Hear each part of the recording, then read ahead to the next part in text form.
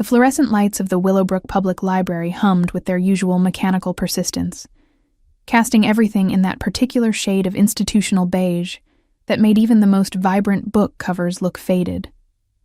I adjusted my reading glasses for the 100th time today, the frames sliding down my nose as I bent over the stack of returned books that seemed to multiply with each passing hour. My lower back ached with the familiar throb that came from hours of bending, shelving, and carrying heavy volumes, while my sensible flats offered little cushioning against the unforgiving linoleum floors. 4 years. 4 years since I'd fled New York with nothing but a hastily packed suitcase and the terrifying certainty that I was carrying the child of a man whose true nature I'd discovered too late. 4 years of building a quiet life in this sleepy Oregon town, where the most exciting event was the annual Harvest Festival, and where nobody asked too many questions about a single mother who'd appeared one day with impeccable references and a desperate need for anonymity. The familiar weight of exhaustion settled over my shoulders as I wheeled the cart toward the children's section, my hand unconsciously moving to the small cross pendant that hung beneath my cardigan. A gift from my mother. It had become my touchstone in moments of stress, my fingers finding its smooth surface whenever anxiety crept up my spine like ice water. The scent of old paper and library binding glue filled my nostrils, mixing with the faint vanilla candle that Mrs. Henderson, our head librarian, burned at the front desk to mask the mustiness that seemed permanently embedded in the building's walls. "Emma," called Sarah Mitchell from the reference desk, her voice carrying the slight breathlessness that always accompanied her interactions with me. She was one of the few people in town who'd made genuine attempts at friendship, inviting me to book clubs and coffee dates that I politely declined with vague excuses about busy schedules and babysitter troubles. "The computer system is acting up again. Could you take a look when you have a moment?" I nodded, pushing the cart between the colorful displays of picture books and early readers. The children's section was my favorite part of the library, with its low shelves arranged to create cozy reading nooks and cheerful posters, encouraging young minds to explore new worlds. It reminded me why I'd chosen this profession, this life. Here, surrounded by stories of adventure and happy endings, I could almost forget the darkness I'd left behind. The soft chime of the front door announced another patron's arrival, followed by the measured click of expensive shoes against linoleum.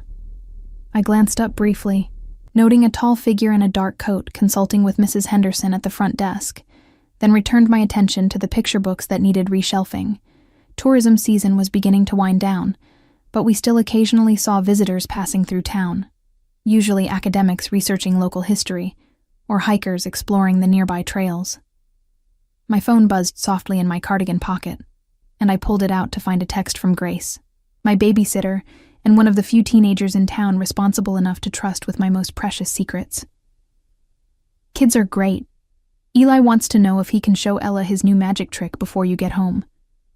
Also, there's a man here asking about after-school programs." A chill ran down my spine, my fingers tightening involuntarily around the phone. The children rarely had visitors, especially not men inquiring about programs. I quickly typed back, "What kind of man? Did he give a name?" But before I could send the message, the sound of those expensive shoes had grown closer, accompanied by a voice that made my blood turn to ice. "Excuse me," the voice said, deep and controlled with that subtle hint of authority I'd once found so attractive. "I'm looking for information about your children's reading programs." I froze, my hand gripping the spine of a Dr. Seuss book so tightly that my knuckles went white. That voice. Rich baritone with the faintest trace of East Coast formality. The kind of careful diction that came from expensive private schools and boardroom meetings. The kind of voice that had whispered my name in luxury hotel rooms and promised me everything while hiding the truth about who he really was. Slowly, fighting every instinct that screamed at me to run, I turned around. Standing 3 feet away, impeccably dressed in a charcoal wool coat that probably cost more than my monthly salary, was Ethan Blackwood. 4 years had done nothing to diminish his commanding presence. If anything, he seemed more imposing than before, his dark hair now touched with distinguished silver at the temples, his storm gray eyes holding the same dangerous intelligence that had once made me feel like the most fascinating woman in the world. He looked exactly as I remembered, and absolutely nothing like the gentle accountant persona he'd maintained during our brief affair. This was the real Ethan Blackwood, the man whose name was whispered in certain circles with equal parts respect and fear. The man who commanded an empire built on shadows and violence, who could make problems disappear with a phone call or a subtle nod to one of his associates. "Hello, Emma," he said softly, his eyes taking in my simple cardigan, my sensible shoes, my carefully crafted facade of suburban normalcy. "You're looking well." My throat felt like sandpaper, my voice emerging as barely more than a whisper. "What are you doing here?" A slight smile curved his lips, never reaching his eyes. "I think you know why I'm here." His gaze moved deliberately to the family photos on my desk, visible from where we stood, lingering on the images of two dark-haired children with their father's unmistakable gray eyes. "Beautiful children, Emma. They have my mother's chin." The picture book fell from my nerveless fingers, landing with a soft thud on the carpeted floor. Around us, the library continued its quiet afternoon rhythm. Mrs. Henderson shuffled papers at the front desk, completely unaware that my carefully constructed world was crumbling beneath the weight of 4 years' worth of secrets, finally catching up with me. "How did you find us?" I managed to ask, though part of me already knew the answer. Ethan Blackwood had resources that most people could only imagine, connections that stretched across the country like an invisible web waiting to catch anyone foolish enough to believe they could simply disappear. "Does it matter?" he replied, bending to retrieve the fallen book with fluid grace. As he straightened, he stepped closer, close enough that I could smell his cologne, the same expensive scent that had lingered on my skin after our nights together. Before I knew what he was, before I understood the kind of man who could touch me so tenderly, and yet command such terrible power. "I'd like to meet them properly," he continued, his voice never rising above a conversational tone, despite the threat underlying every word. "My son and daughter. Our children, Emma." My hand moved instinctively to my pendant, clutching it like a lifeline. "They don't know about you. They think their father died before they were born." Something flickered in his eyes. Pain, perhaps, or anger carefully controlled. "That's unfortunate. Children should know their heritage, don't you think? Know what they're heir to."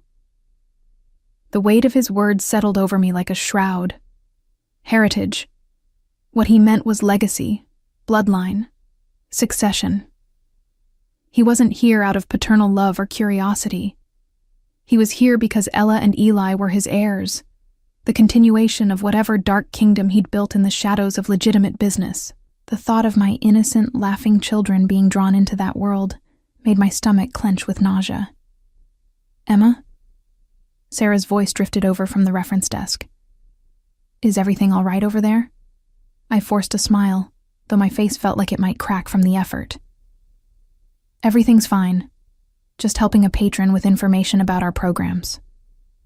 Ethan's smile widened, approving of my discretion. "Yes, I'm very interested in the programs you offer here. Perhaps we could discuss them somewhere more private? I have some specific questions about educational opportunities for gifted children." The words were innocent enough for anyone listening, but the underlying message was crystal clear. This conversation was far from over, and he wasn't leaving town without getting what he wanted. My children. His heirs. The future he'd never known he'd lost until recently. I glanced toward the small conference room we used for book club meetings, weighing my options. I could refuse, make a scene, call for help. But Ethan Blackwood wasn't the kind of man who could be dismissed by small-town authorities, and causing a disturbance would only draw attention to Ella and Eli. Whatever game we were about to play, it needed to happen away from innocent bystanders. "The conference room is available," I said finally, my voice steadier than I felt. "We can discuss whatever programs might interest you." His nod was almost approving, as if I'd passed some kind of test.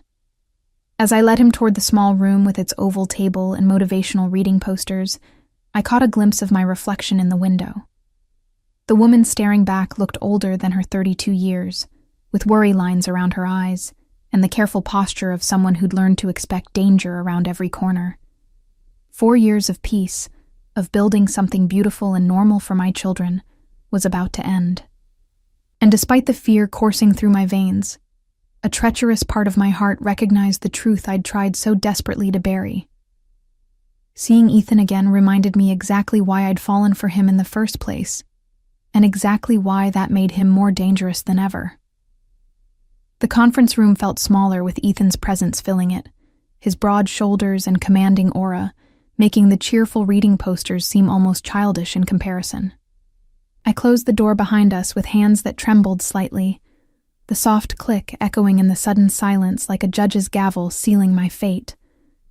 The afternoon sunlight streaming through the single window cast long shadows across the worn carpet, and I found myself calculating the distance to the door, the time it would take to reach it, the futility of such an attempt. "Please sit," Ethan said, though it wasn't really a request. He pulled out one of the chairs for me with old-world courtesy that felt like mockery given the circumstances. Everything about him radiated controlled power, from the way he adjusted his cufflinks to the careful placement of his hands on the table's surface. No nervous gestures, no wasted movement. This was a man accustomed to being obeyed, to having his wishes anticipated before he even voiced them. I remained standing, needing whatever small advantage height might give me, though we both knew it was purely psychological. "How long have you been watching us?" His smile was slight, almost fond, as if my defiance amused him. "Does it matter? What matters is that I'm here now, and I have some catching up to do with my children." He pulled out his phone, swiping to what appeared to be a photo gallery. 4 years old, I believe. Twins, obviously. Eli favors my side of the family more strongly, though Ella has my mother's eyes. The casual way he spoke about intimate details of my children's lives made my skin crawl. "You've been having us watched."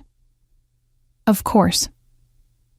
He set the phone on the table, the screen displaying a candid shot of Ella and Eli at the playground near our small house. They were laughing, chasing each other around the swing set while I sat on a nearby bench reading. The photo was high quality, taken with professional equipment from a distance that suggested telephoto lenses and careful surveillance. "Did you really think you could hide from me indefinitely, Emma? That I wouldn't eventually discover I had children?" My legs felt weak, and I sank into the chair he'd offered, my mind racing through the implications. How many photos did he have?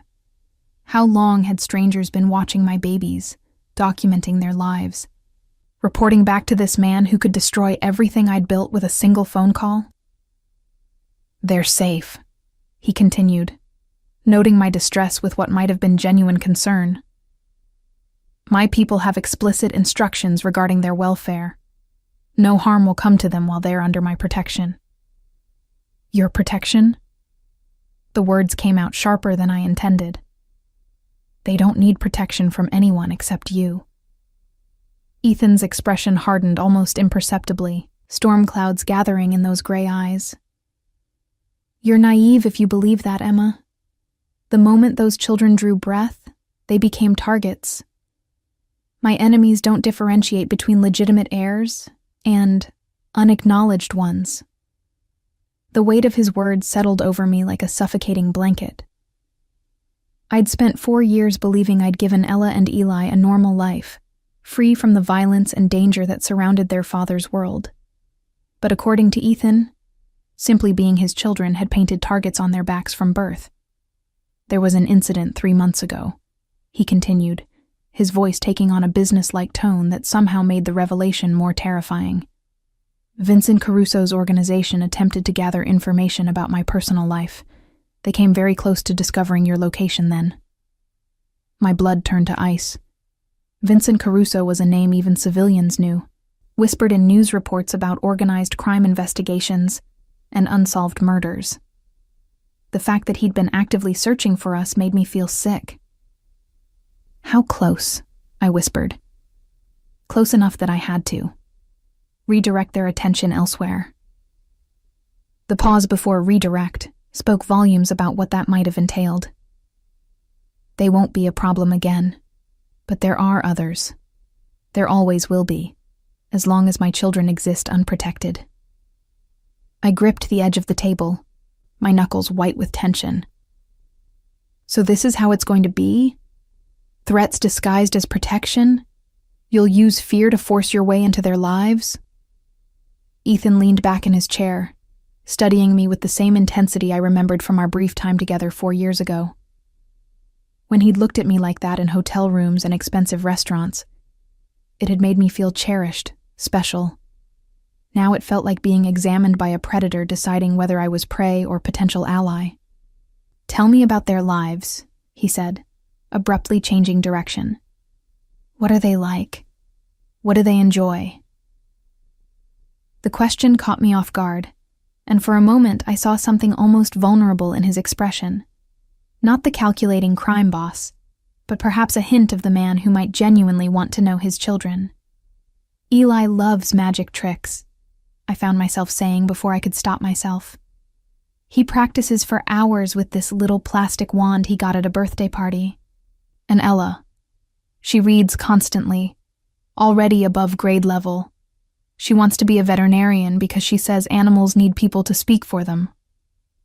Something softened in Ethan's features as I spoke, a warmth I hadn't expected. "Intelligent children. Good. Intelligence is crucial in our family." The possessive pronoun wasn't lost on me. "What about their health? Any issues I should be aware of?" "They're perfectly healthy," I said defensively, then immediately regretted revealing even that much. Every piece of information I gave him was another thread in the web he was weaving around us. "Excellent. I've arranged for Dr. Harrison to evaluate them next week. He's a pediatric specialist who handles all the children in my organization's families." My heart stopped. "You've arranged what?" "Children's wellness checks are important, Emma. Surely you agree." His tone was reasonable, but the underlying steel was unmistakable. "Dr. Harrison is discreet and thorough. He'll also be able to provide any necessary documentation for the transition." "What transition?" But even as I asked, I suspected I already knew. Ethan's phone buzzed, and he glanced at it before standing with fluid grace. "I'm afraid our initial conversation will have to be brief. I have other appointments this afternoon." He straightened his coat, every movement precise and controlled. "But don't worry, Emma. We'll have plenty of time to discuss the children's future in detail." "I'm not going anywhere with you," I said, standing as well, my voice stronger than I felt. "And neither are Ella and Eli." His smile was patient, almost pitying. "I haven't asked you to go anywhere, yet." He moved toward the door, then paused with his hand on the handle. "Oh, and Emma, you should know that I've taken the liberty of purchasing the house next to yours. The elderly couple who lived there were quite reasonable about relocating once I explained how much I valued neighborhood tranquility." The room spun around me. Mrs. Patterson and her husband had been our neighbors since I'd moved to town, quiet retirees who occasionally babysat when Grace wasn't available. They'd mentioned nothing about moving, certainly nothing about selling to anyone. That's impossible. They would have told me. "People rarely discuss their private business arrangements," Ethan interrupted smoothly, "especially when those arrangements include generous compensation for discretion." He opened the door, then looked back at me one final time. "I'll be in town for the foreseeable future, Emma. I think it's time I got to know my children properly, don't you?" With that, he was gone, leaving me alone in the conference room with the lingering scent of his cologne and the terrible certainty that my carefully constructed life was already unraveling. Through the window, I watched him walk to a sleek black sedan where a driver waited with the engine running. Professional, efficient, completely out of place in our small town, where the most expensive car in the lot was usually the mayor's 5-year-old Honda. My phone buzzed again. Another text from Grace. The man left, but he said to tell you he looks forward to meeting you soon. He seemed really nice. The kids are asking if he was here about a play date. A play date. If only it were that simple. If only Ethan Blackwood were just another parent looking to arrange social activities for his children, instead of a dangerous man reclaiming heirs he'd never known he'd lost. I sank back into the chair, my legs no longer able to support me, as the full weight of the situation crashed down. He wasn't just watching us anymore. He'd moved into our neighborhood, arranged medical appointments for children he had no legal right to, and demonstrated with terrifying efficiency exactly how powerless I was to stop him. 4 years of safety, of building a normal life for Ella and Eli, had been an illusion. We'd never truly escaped Ethan Blackwood's reach. We'd simply been living in a bubble of ignorance until he decided to pop it. And the most terrifying part was that a traitorous voice in the back of my mind whispered that maybe, just maybe, he was right about the protection. Maybe hiding from the world hadn't kept my children safe after all. It had just kept them vulnerable in ways I'd never imagined. Would you like me to continue with part 3? A continuer plotted narrative structure for pivotal negotiation scene. The user wants me to continue with part 3. I need to follow the structure outlined in the instructions. The drive home passed in a haze of mounting panic, my hands gripping the steering wheel of my aging Honda so tightly that my knuckles had gone white. Every turn seemed to take forever, every red light an eternity, where my mind conjured increasingly terrifying scenarios. What would I find when I reached our small house on Maple Street? Would Ethan be there waiting, making himself comfortable in my living room while my children innocently showed him their latest artwork? Would Grace even realize the danger she'd unknowingly led into our lives?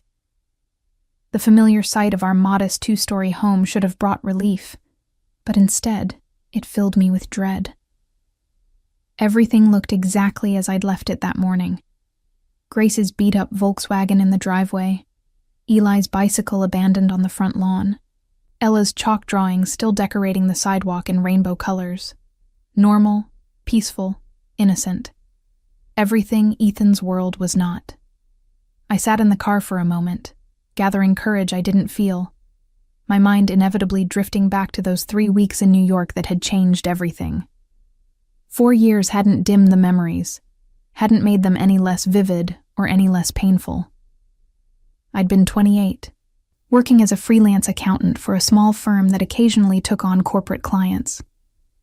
The assignment had seemed routine: audit the books for Blackwood Industries, a successful import-export company with offices in Manhattan's financial district. Ethan had been charming from our first meeting, apologizing for the late hours the work required, sending expensive lunches to my temporary office, showing genuine interest in my observations about his company's financial structure. He'd been everything I'd thought I wanted in a man. Sophisticated, successful, attentive in ways that made me feel special rather than ordinary. When he'd asked me to dinner after my second week on the assignment, I'd said yes without hesitation.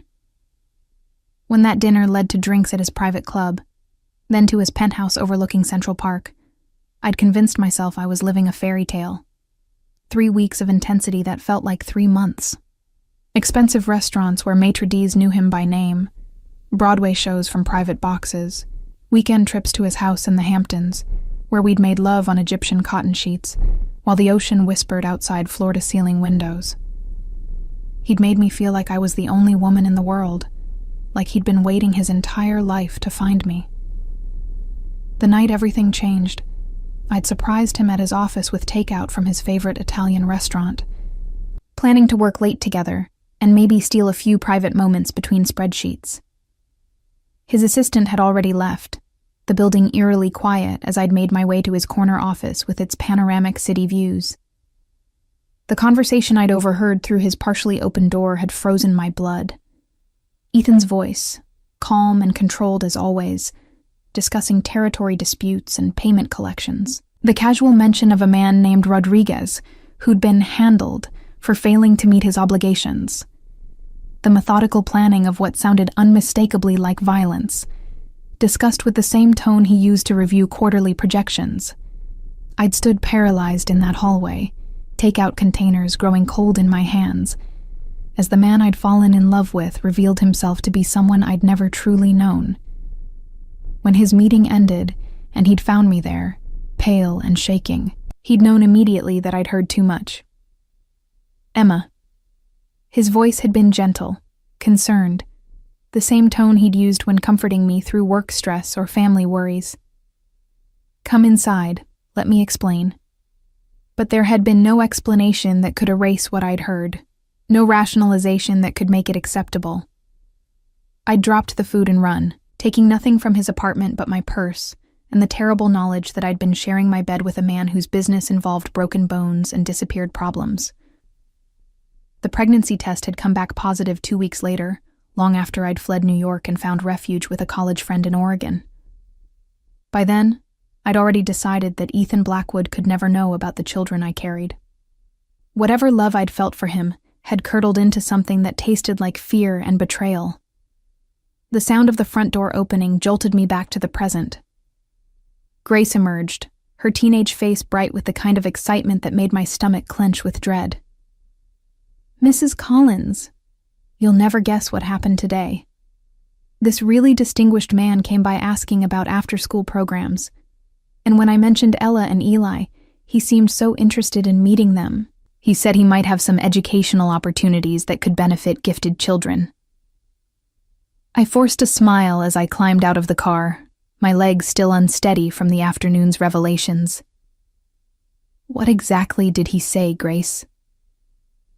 "Oh, just questions about their interests and abilities. He was really impressed when I told him about Eli's magic shows and Ella's reading level." She gathered her backpack, oblivious to my growing horror. "He left his card and said he'd love to arrange a proper meeting with you to discuss possibilities. Isn't that exciting?" I took the business card she handed me with fingers that trembled slightly. Heavy stock paper, expensive printing, embossed letters that spelled out E. Blackwood, educational consultant, with a phone number but no business address. Clean, professional, completely misleading. "Where are the children now?" I asked, trying to keep my voice casual. "Inside doing homework. Ella's practicing her spelling words, and Eli's working on that math worksheet that's been giving him trouble." Grace shouldered her bag, already heading toward her car. "Oh, and Mrs. Collins? He seemed like such a nice man. Very polite, great with kids." Eli was showing him that card trick with the disappearing coin, and the man acted like it was the most amazing thing he'd ever seen. My heart clenched at the image of my son, my innocent, trusting son, performing for the man whose blood ran through his veins, the man who could destroy our lives with a single decision. After Grace left, I stood on my front porch for a moment, looking at the house next door. The Pattersons' modest ranch home looked exactly the same as always, but now I noticed details that had escaped my attention before. The for sale sign was gone from the yard. When had that happened? The windows that had always been open during the day were now covered with blinds. Even the flower garden Mrs. Patterson had tended so carefully looked somehow abandoned, despite being recently watered. My phone buzzed with a text from an unknown number. "The children are delightful, Emma. We should discuss their future soon. Are you free for dinner tomorrow evening? I've made reservations at Romano's for 7 p.m. Come alone." Romano's was the nicest restaurant in town, the kind of place where anniversary dinners and business deals happened over white tablecloths and wine that cost more than my weekly grocery budget. The kind of place where Ethan Blackwood would blend in perfectly while I felt completely out of my element. I typed back, "I can't leave the children." His response came immediately.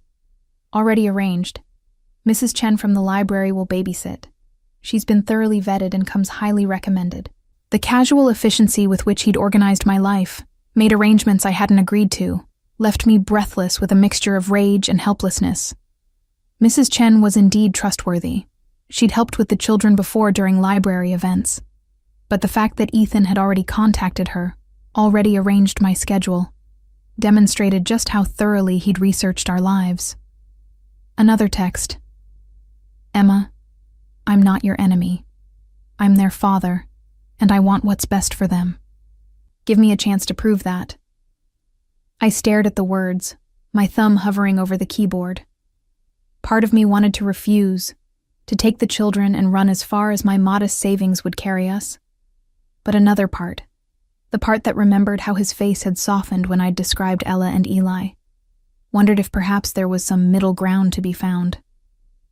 The front door burst open, and Eli came running out, his dark hair tousled and his gray eyes bright with excitement. Mama, Grace said a man came to visit today who knows about magic. Did you meet him? Is he really going to teach me new tricks? Behind him, Ella appeared in the doorway, more cautious as always, her identical gray eyes thoughtful. Grace said he asked lots of questions about us. Why would a stranger want to know about us, Mama? Looking at them, my beautiful, innocent children, who had no idea their lives were about to change forever, I made my decision. If Ethan Blackwood wanted to discuss their future, then we would discuss it. But it would be on my terms, with my conditions, and with the clear understanding that I would fight him with everything I had to protect the life we'd built. I typed my response. Fine. Tomorrow at 7. But we need to establish some ground rules. His reply was immediate. Looking forward to it. And Emma? Thank you for giving me this chance. As I shepherded the children inside for dinner, homework, and the bedtime routine that had remained blissfully unchanged for 4 years, I couldn't shake the feeling that I was walking into a trap of my own making. But perhaps, if I was very careful and very lucky, I could negotiate terms that would keep my children safe while satisfying whatever paternal instincts had brought Ethan Blackwood to our door.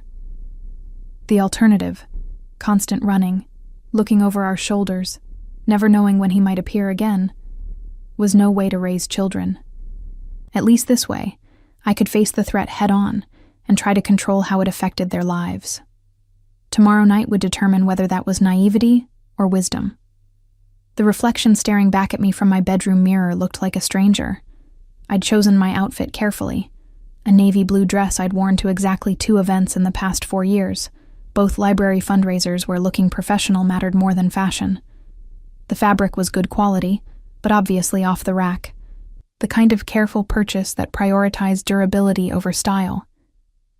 Paired with my only decent heels and the small pearl earrings my mother had given me for college graduation, it was the best armor I could assemble for a battle I wasn't sure how to fight.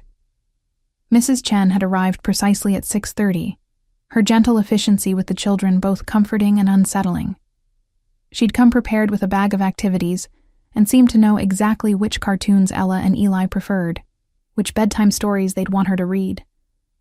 The thoroughness of Ethan's research into our lives continued to astound and terrify me in equal measure. "You look beautiful, Mama," Ella had said, as I'd kissed them goodbye, her small hands smoothing the skirt of my dress with unconscious maternal gestures that made my heart ache. "Are you going somewhere special?"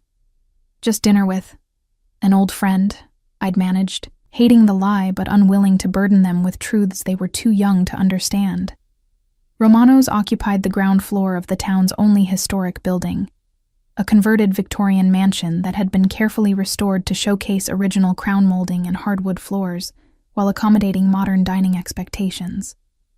On the few occasions I'd walked past during evening hours, I'd glimpsed intimate lighting and couples sharing wine at tables draped in crisp white linens. It was the kind of place that existed in a different economic stratosphere from my usual haunts, where entree prices started at what I typically spent on groceries for a week.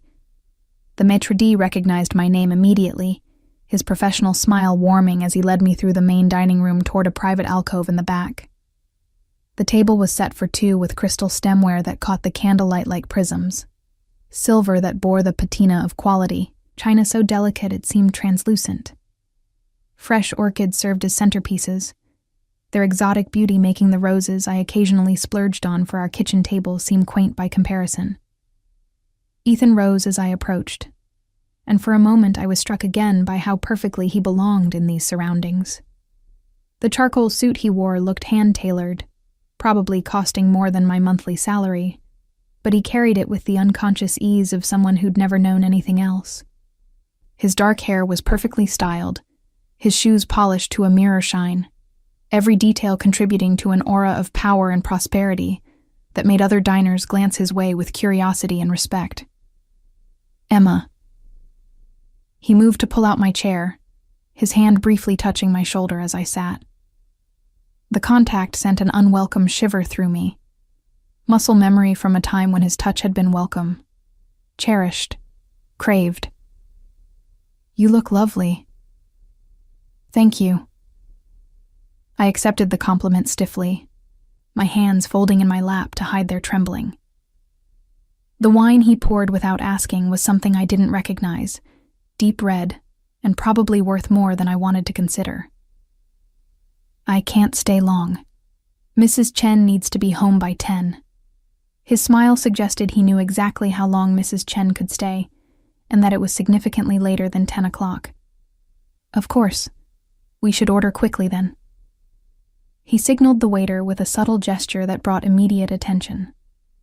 "The Seabass is excellent here, and I believe they have a special preparation tonight that you might enjoy." The casual way he ordered for both of us, anticipating my preferences with uncanny accuracy, reminded me uncomfortably of our time together in New York. He'd always seemed to know what I wanted before I knew it myself, whether it was food, wine, or experiences I'd never imagined having access to. At 28, I'd found his certainty romantic, sophisticated. At 32, it felt like manipulation. "How did you really find us?" I asked, once the waiter had retreated, my voice low enough to avoid carrying to neighboring tables. The truth this time.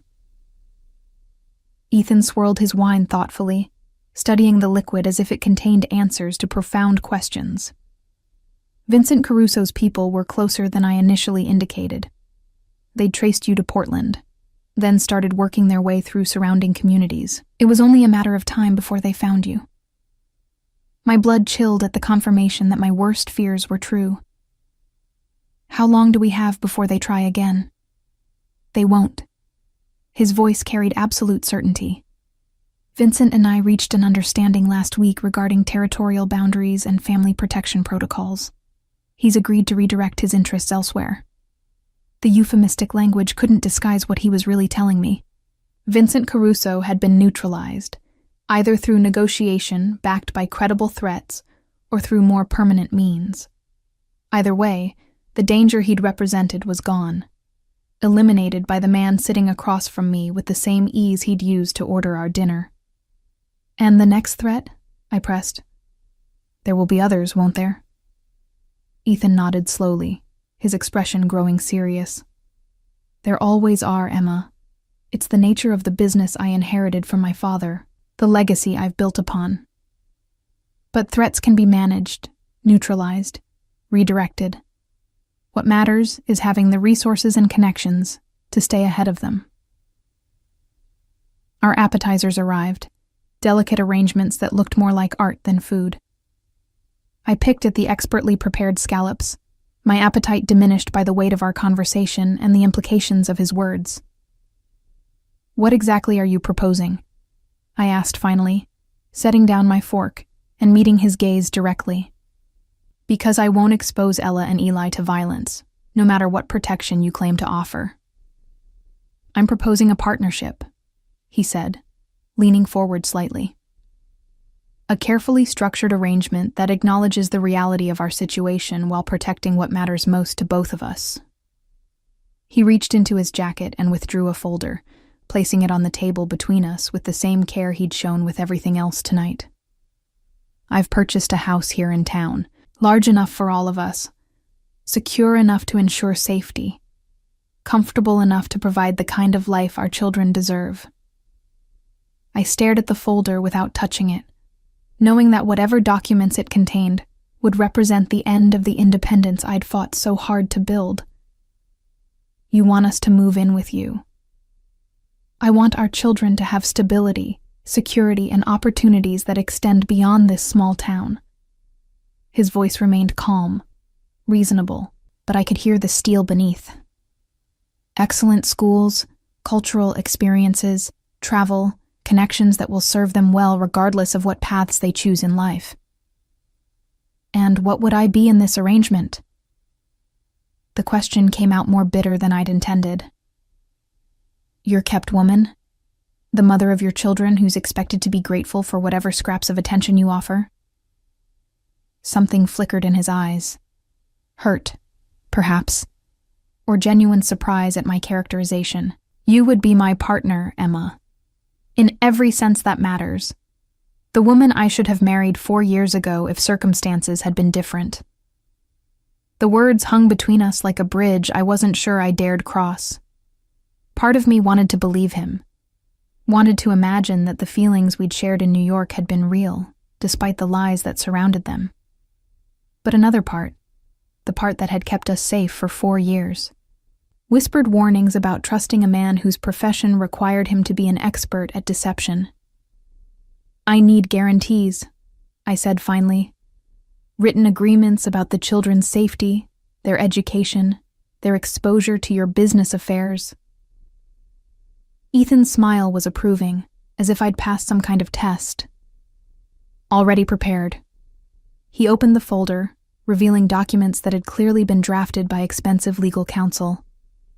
Full custody arrangements that protect their interests, trust funds for their education and future needs, and explicit protections regarding their involvement in family business until they reach majority age. I scanned the papers with growing amazement. Every concern I might have raised had been anticipated. Every protection I could have demanded already included. The trust funds alone represented more money than I could earn in several lifetimes, while the custody arrangements gave me significant authority over decisions affecting the children's daily lives. This is very generous, I admitted, though suspicion still clouded my thoughts. What do you get out of it? My family, he said simply. The chance to know my children, to be part of their lives, to ensure they have every advantage I can provide. He paused, his gaze growing more intense. And perhaps eventually, the chance to rebuild what we lost 4 years ago. The vulnerability in his voice caught me off guard, reminding me of moments in New York when his carefully maintained control had slipped just enough to reveal the man beneath the public facade. Those glimpses had been what I'd fallen in love with originally, the suggestion that behind all his power and sophistication was someone who needed connection as much as he commanded respect. The house is ready for immediate occupancy, he continued, his tone becoming more businesslike. Mrs. Patterson spoke very highly of the neighborhood and the school district. I believe Ella and Eli would find the transition relatively seamless. Of course he'd spoken with Mrs. Patterson. Probably learned everything she knew about our daily routines, our friends, our habits. The thought should have angered me, but instead I felt a grudging admiration for his thoroughness. Whatever else Ethan Blackwood might be, he was clearly a man who planned carefully and executed those plans with precision. My phone buzzed with a text from Mrs. Chen. Children asleep, all well here, take your time. Even my babysitter was part of his orchestration. Her message perfectly timed to remind me that he'd thought of everything, anticipated every concern, removed every obstacle to his proposal. I need time to think, I said, though we both knew my options were limited. He'd made it clear that remaining in our current situation wasn't safe, and running again would only delay the inevitable, while placing the children at greater risk. Of course. Ethan signaled for the check, his movements as controlled and elegant as everything else about him. But don't take too long, Emma. Other interested parties won't wait indefinitely for me to secure my family's safety. The implied threat was delivered with the same gentle tone he'd used to compliment my appearance, making it all the more effective. As he walked me to my car, his hand at the small of my back in a gesture that felt both protective and possessive, I realized that the negotiation was over. All that remained was the formality of my surrender. The moving truck arrived at 7 a.m, exactly 3 days after my dinner with Ethan. I hadn't formally agreed to his proposal, hadn't signed any documents, hadn't even spoken the words yes aloud. But somehow, professional movers were carefully packing our modest belongings, while Ella and Eli watched from the porch swing, their eyes wide with excitement about the adventure Mama had promised them. The new house has a library, I'd told them, which was true according to the floor plans Ethan had provided, and a big backyard where Eli can practice his magic tricks. Also true, though I'd omitted mentioning the discreet security features that surrounded the property like an invisible fortress. Mrs. Chen stood beside me in the doorway, her weathered hands clasped together as she watched the systematic dismantling of our life. "Mr. Blackwood seems like a very thoughtful man," she said carefully. "The children will have opportunities here they might not have had otherwise."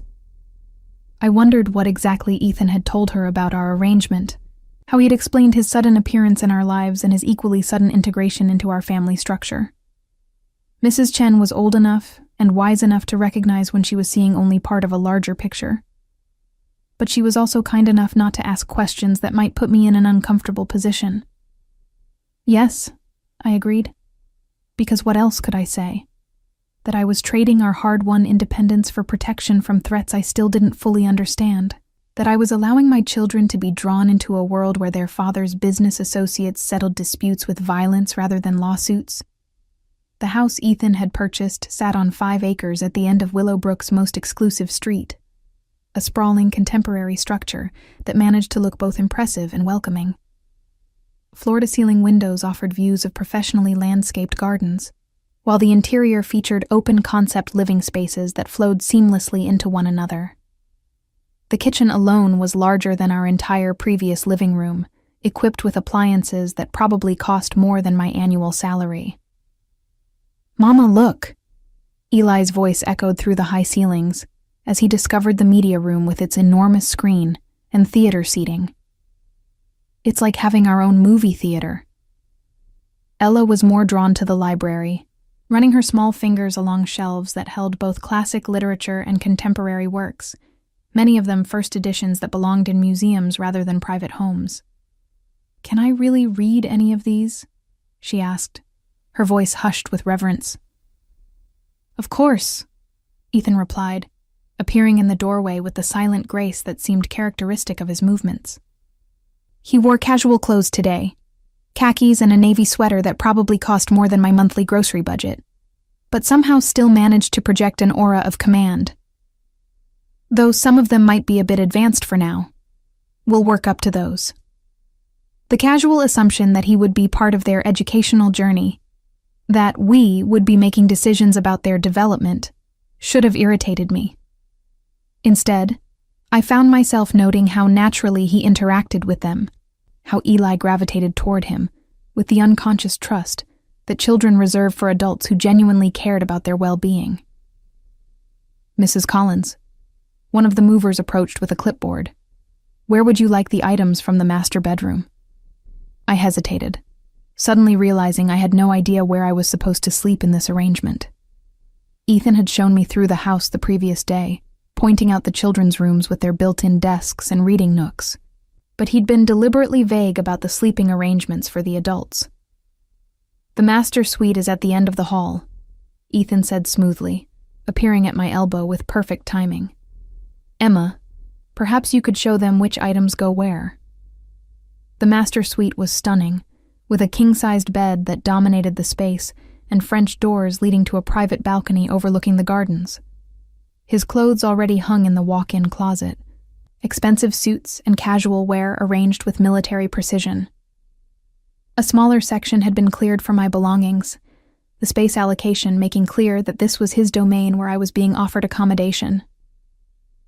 "We need to discuss boundaries," I said once the movers had deposited my suitcases and moved on to other rooms. "The children's expectations about us."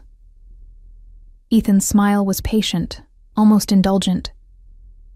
"What boundaries did you have in mind? Separate bedrooms would be a start. At least until we figure out how this arrangement is going to work long-term."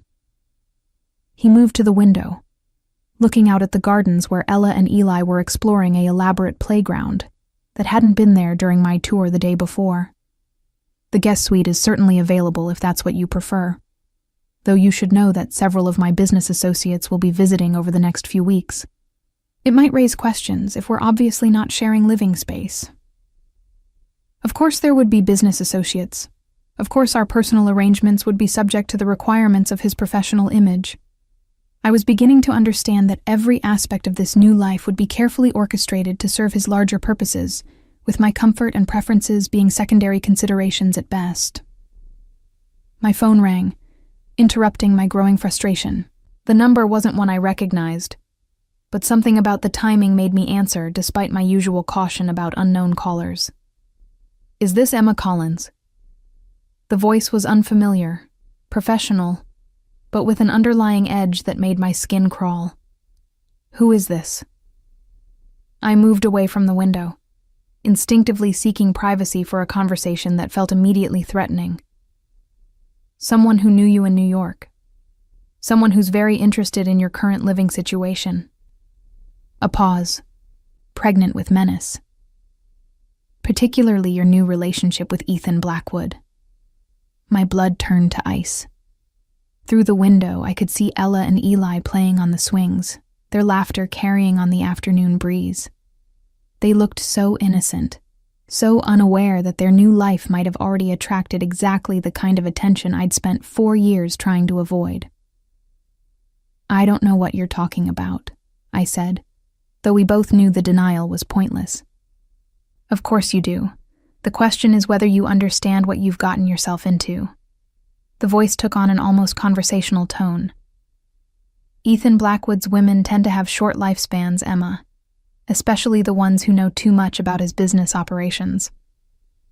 Before I could respond, the phone was plucked from my hand with startling speed. Ethan had moved across the room in complete silence, his expression transforming into something cold and dangerous as he brought the device to his ear. "This is Blackwood," he said, his voice carrying the kind of quiet authority that made generals nervous.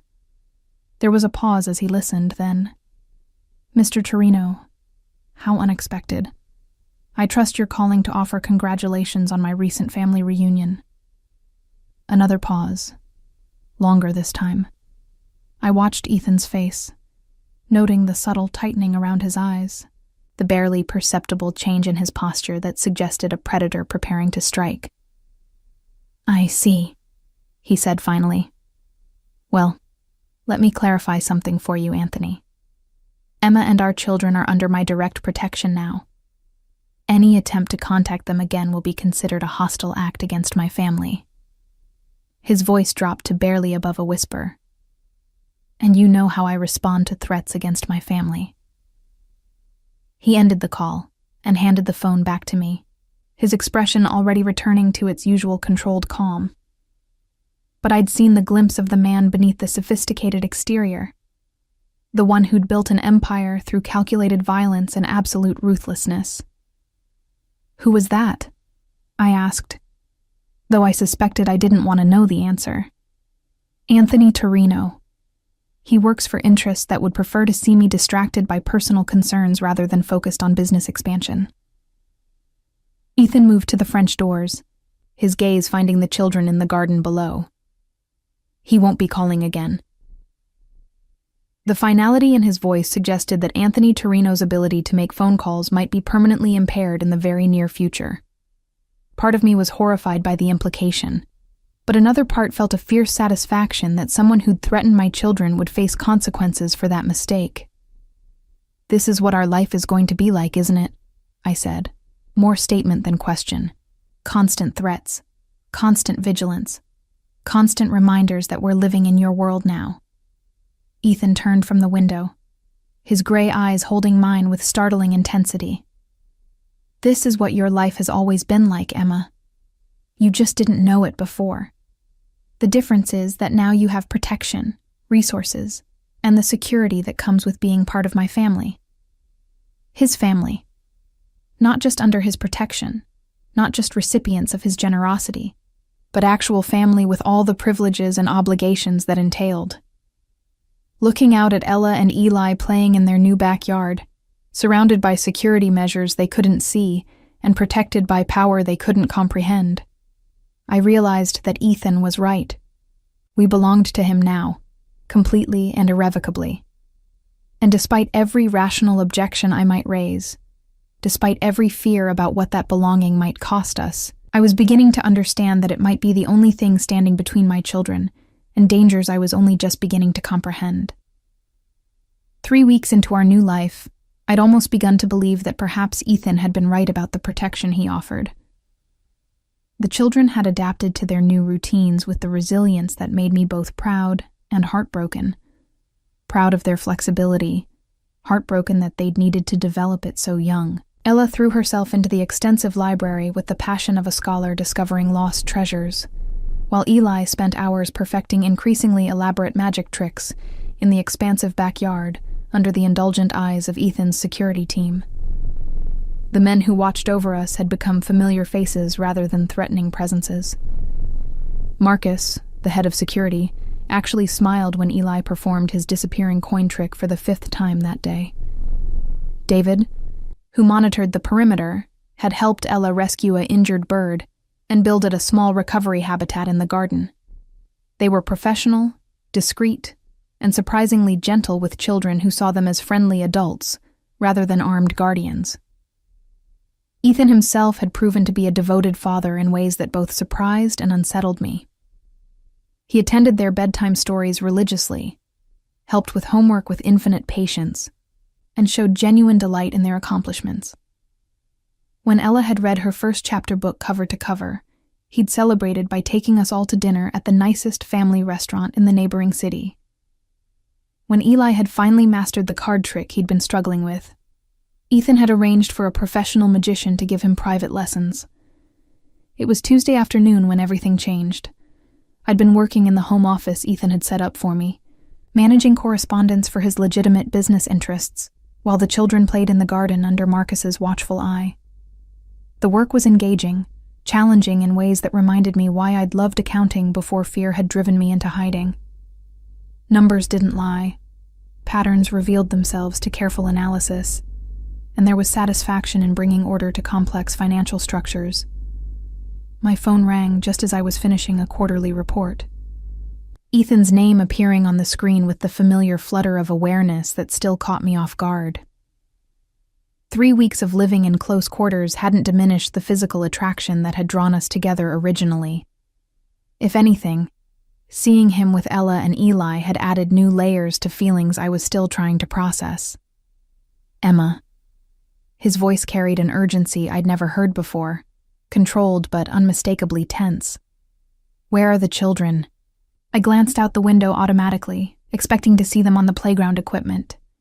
Instead, I saw Marcus pacing near the garden shed, his phone pressed to his ear, and his face grim with concern. David was nowhere to be seen, and the yard that should have echoed with childish laughter was ominously quiet.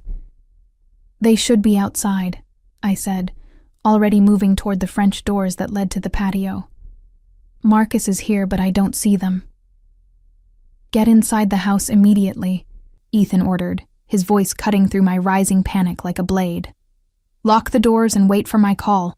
Don't answer for anyone else. The line went dead before I could ask the questions that were crowding my throat. I rushed outside, calling for Ella and Eli while my heart hammered against my ribs with increasing violence. Marcus appeared from behind the shed, his expression confirming my worst fears before he spoke a single word. Mrs. Collins, we need to get you inside immediately, he said, his hand already guiding me toward the house with gentle but irresistible pressure. Mr. Blackwood is handling the situation. What situation? My voice came out higher than intended, edged with the hysteria I was fighting to control. Where are my children? Marcus's jaw tightened almost imperceptibly. Eli was taken from the back garden approximately 15 minutes ago. Ella is safe. She was inside using the bathroom when it happened. We have men searching the perimeter, and Mr. Blackwood has activated all available resources. The world tilted sideways, my vision graying at the edges as the implications crashed over me. Someone had taken my son. My beautiful, trusting boy who performed magic tricks for anyone willing to watch, who still believed the world was fundamentally good and safe. The child whose gray eyes held all of Ethan's intelligence combined with an innocence that could shatter my heart with a single smile. "Who?" I managed to whisper. "Who took him?" "We're working to determine that," Marcus replied, his professional calm doing nothing to ease the terror clawing at my chest. "Mr. Blackwood will have answers soon." I found Ella in the library, curled in the reading chair she'd claimed as her own, her small body shaking with sobs that tore through me like physical wounds. She launched herself into my arms the moment she saw me, her words tumbling out between gasps for air. I was in the bathroom, and when I came back, Eli was gone, and there was a man I didn't know talking to Marcus, and everyone was running around, and they won't tell me where Eli is, and I'm scared, Mama. I'm so scared. I held her against my chest, stroking her dark hair while my own tears fell silently. All the protection Ethan had promised, all the security measures and professional guards, and still someone had managed to take my child. The safe haven I'd been cautiously beginning to trust had revealed itself to be as fragile as every other illusion of safety I'd ever constructed. My phone rang again. Ethan's name on the screen, but when I answered, the voice that spoke wasn't his. "Mrs. Collins? This is Anthony Torino. I believe we spoke briefly a few weeks ago." The voice was smooth, conversational, as if he were calling to discuss dinner plans rather than holding my child hostage.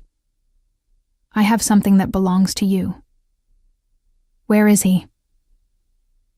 The words came out as a growl, all pretense of civility stripped away by maternal fury that burned hotter than fear. "If you hurt him." "He's perfectly safe for now," Torino interrupted. "Charming boy. Very polite, very trusting.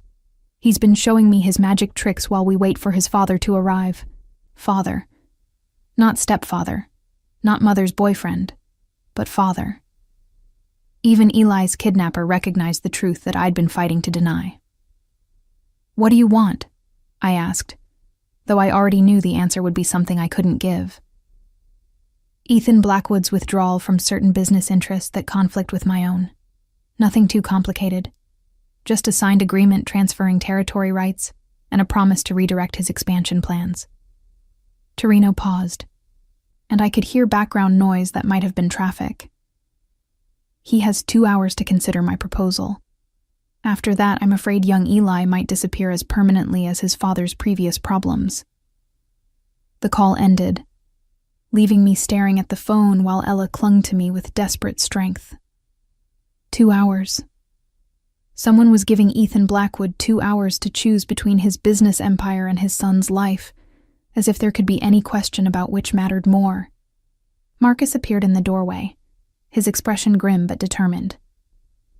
"Mrs. Collins, Mr. Blackwood will be here in 20 minutes.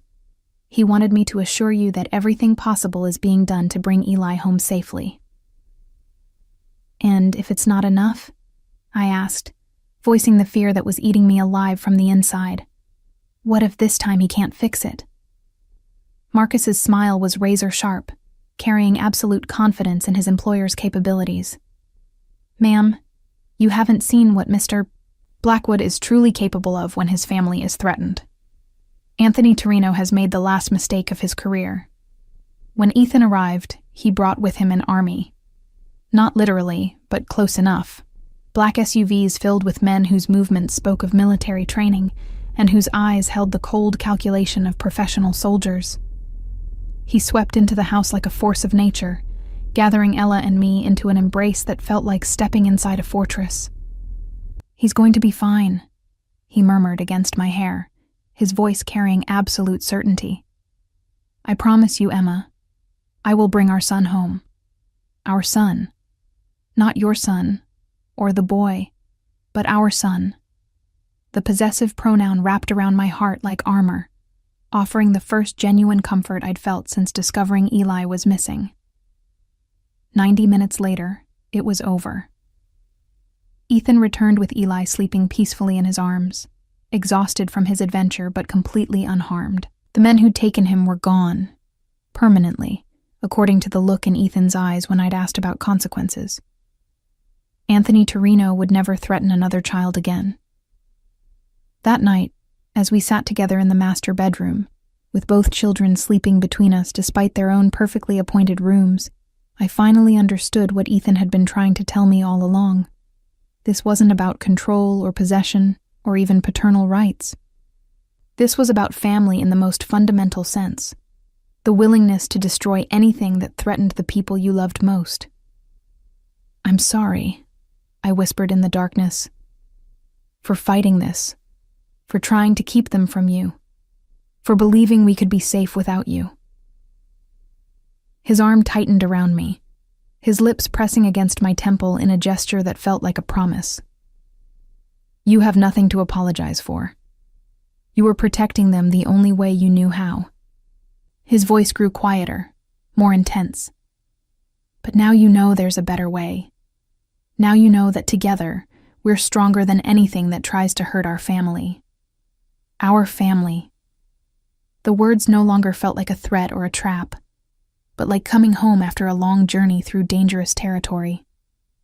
As I drifted toward sleep, surrounded by the 3 people who mattered most in the world, I realized that sometimes surrender wasn't defeat. Sometimes it was simply the wisdom to recognize when you'd found something worth keeping. Tomorrow would bring new challenges, new threats, new reminders of the complex world we now inhabited. But tonight, we were complete. Tonight, we were safe. And tonight, for the first time in 4 years, I wasn't afraid of what morning might bring, because whatever it was, we would face it together.